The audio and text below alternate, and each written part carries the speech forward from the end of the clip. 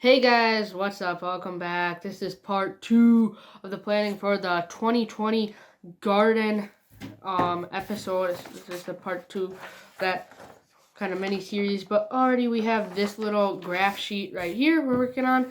And in part 1, let me adjust on part 1, I drew out the main garden, but we weren't growing any heavy feeders there. What we were doing was we were rejuvenating the soil in the main garden.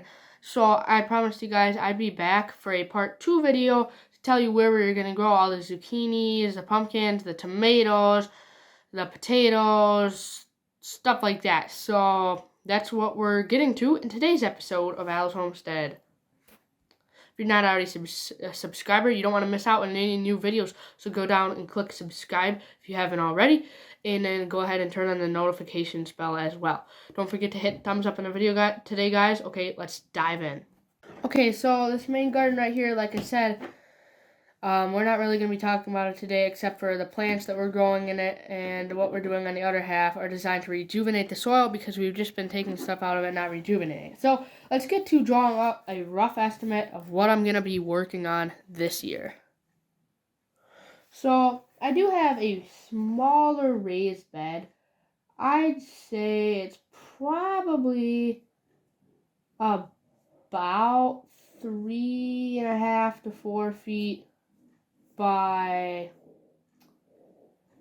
5 feet long. I'm gonna say it's 3 feet by 4 feet, just to not overestimate. It's kind of a blocky raised bed, as you can see right there. But here, I'll adjust the camera so you guys can see a little better. But that's the raised bed I have. What I plan to grow in it, tomatoes are gonna take up about 2 square feet, so we can plan on 1 tomato right there. I'm just gonna write a T for tomato. Hopefully you guys can see that. T for tomato. I know I can grow the tomatoes outside of this area. I also have rough estimate of the outside area. It's gonna look something a whole lot like this. That's just a rough estimate, I guess, of the outside area that I can grow in. Okay, so what we're doing right here is the raised bed. Then right now the chickens are currently living right here in a chicken tractor. No, they're living right here in a chicken tractor. I also have this small pen next to the raised bed. It's literally like right here. That's actually 4 by 4. I know that is a fact. Okay, that's only 3 square feet. I got that wrong, you guys. That's 4 by 4. Okay, so I do have this pen. We used it for cabbages last year.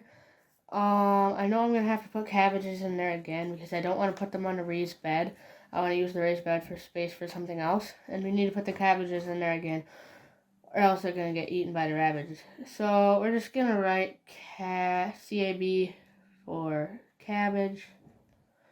And then, since all the beans are going to be grown over in this other garden, like I already said, we really don't need to grow anything else in a pan. Obviously lettuce, but I'm going to be growing that all in the raised bed or in a hoop house if I do go that far. I'm not sure if I'm willing to do a hoop house this year, but that's what we have planned out here. Over here, I know I am going to be expanding the raised bed about another 2 feet, so we can account for that.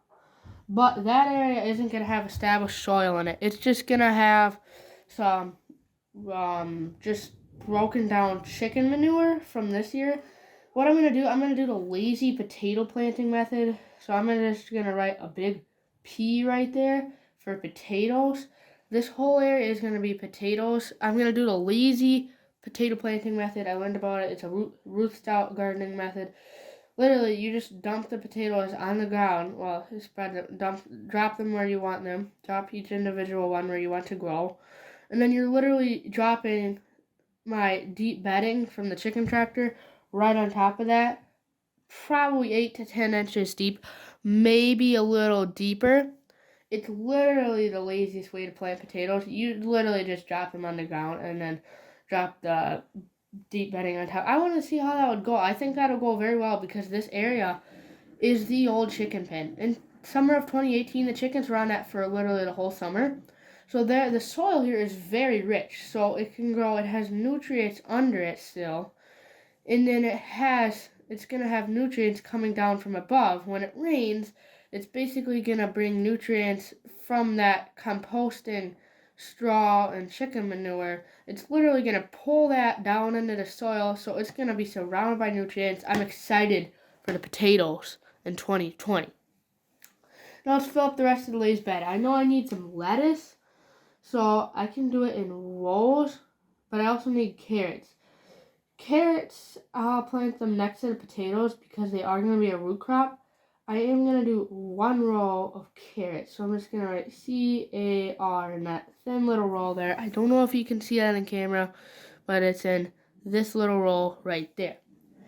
The next row, since you can't do onions right next to potatoes, but I want to do some onions anyway. I want to get more into onions this year. Actually growing them for the first time ever in fertile soil, not just in some wasteland from over here.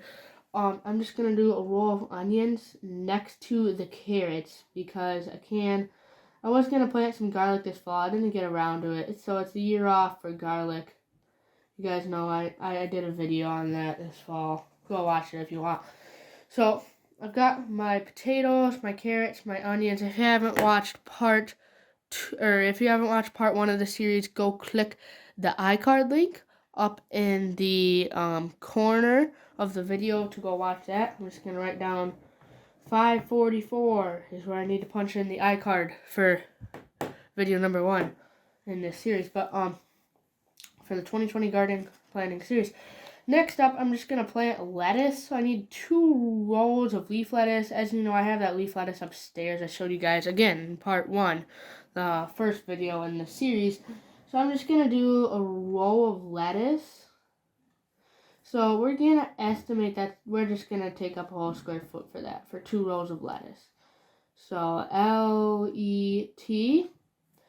And then I'm trying to think of something else I would want to grow in this raised bed that I don't want to grow just in the ground around this area.